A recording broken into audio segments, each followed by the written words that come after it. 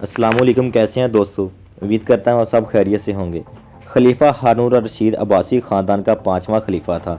عباسیوں نے طویل عرصے تک اسلامی دنیا پر حکومت کی، لیکن ان میں سے شہرت صرف ہارون الرشید کو نصیب ہوئی۔ ہارون الرشید کے دور میں ایک بار بہت بڑا قحط پڑ گیا۔ اس قحط کے اثرات سمرقند سے لے کر بغداد تک اور کوفہ سے لے کر مراکش تک ظاہر ہونے لگے۔ ہارون الرشید نے اس قحط سے نپٹنے کے لیے تمام تدبیریں آزما لیں۔ اس نے غلے کے گودام کھول دیے، ٹیکس معاف کر دیے، پوری سلطنت میں سرکاری لنگر خانے قائم کر دیے اور تمام امراء اور تاجروں کو متاثرین کی مدد کے لیے موبلائز کر دیا، لیکن اس کے باوجود عوام کے حالات ٹھیک نہ ہوئے۔ ایک رات ہارون الرشید شدید ٹینشن میں تھا، اسے نیند نہیں آ رہی تھی۔ ٹینشن کے اس عالم میں اس نے اپنے وزیر اعظم یحییٰ بن خالد کو طلب کیا۔ یحییٰ بن خالد ہارون الرشید کا استاد بھی تھا، اس نے بچپن سے بادشاہ کی تربیت کی تھی۔ ہارون الرشید نے یحییٰ خالد سے کہا، استاد محترم، آپ مجھے کوئی ایسی کہانی، کوئی ایسی داستان سنائیں جسے سن کر مجھے قرار آ جائے۔ یحییٰ بن خالد مسکرائے اور عرض کیا، بادشاہ سلامت، میں نے اللہ کے کسی نبی کے حیات طیبہ میں ایک داستان پڑھی تھی، داستان مقدر۔ قسمت اللہ کی رضا کی سب سے بڑی اور شاندار تشریح ہے۔ آپ اگر اجازت دیں تو میں وہ داستان آپ کے سامنے دہرا دوں۔ بادشاہ نے بے چینی سے فرمایا، یا استاد محترم فرما دیجیے، میری جان حلق میں اٹک رہی ہے۔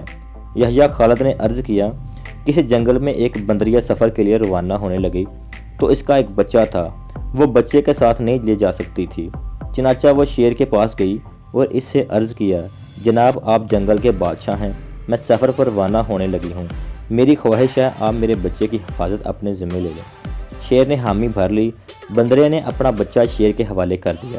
شیر نے بچہ اپنے کندھے پر بٹھا لیا، بندریہ سفر پر روانہ ہو گئی۔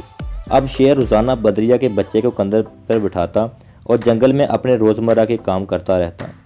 ایک دن وہ جنگل میں گھوم رہا تھا کہ اچانک آسمان سے ایک چیل ڈھائی لگائی، شیر کے قریب پہنچی، بندریہ کا بچہ اٹھایا اور آسمان میں گم ہو گئی۔ شیر جنگل میں بھاگا دوڑا لیکن وہ چیل کو نہ پکڑ سکا۔ یحییٰ خالد رکا، اس نے سانس لیا اور خلیفہ ہارون الرشید سے عرض کیا، بادشاہ سلامت، چند دن بعد بندریہ وہ واپس آئی اور شیر سے اپنے بچے کا مطالبہ کر دیا۔ شیر نے شرمندگی سے جواب دیا، تمہارا بچہ تو چیل لے گئی ہے۔ بندریہ کو غصہ آ گیا اور اس نے چلا کر کہا، تم کیسے بادشاہ ہو؟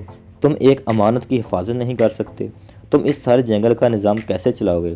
شیر نے افسوس سے سر ہلایا اور بولا، میں زمین کا بادشاہ ہوں، اگر زمین سے کوئی آفت تمہارے بچے کی طرف بڑھتی تو میں اسے روک لیتا، لیکن یہ آفت آسمان سے اتری تھی اور آسمان کی آفتیں صرف اور صرف آسمان والا ہی روک سکتا ہے۔ یہ کہانی سنانے کے بعد یحییٰ بن خالد نے ہارون الرشید سے عرض کیا، بادشاہ سلامت، قحط کی یہ آفت بھی اگر زمین سے نکلی ہوتی تو آپ اسے روک لیتے، یہ آسمان کا عذاب ہے، اسے صرف اللہ تعالیٰ ہی روک سکتا ہے، چنانچہ آپ اسے رکوانے کے لیے بادشاہ نہ بنیں، فقیر بنیں، یہ آفت رک جائے گی۔ دنیا میں آفت دو قسم کی ہوتی ہے، آسمانی مصیبتیں اور زمینی آفتیں۔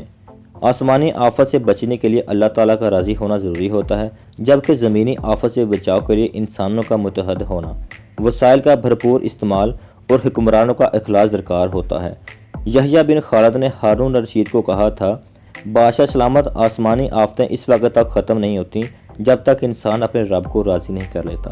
آپ اس وقت آفت کا مقابلہ بادشاہ بن کر نہیں کر سکیں گے، چنانچہ آپ کو فقیر بن جانا چاہیے، اللہ کے حضور گر جائیں، اس سے توبہ کیجیے اور اس سے مدد مانگیں۔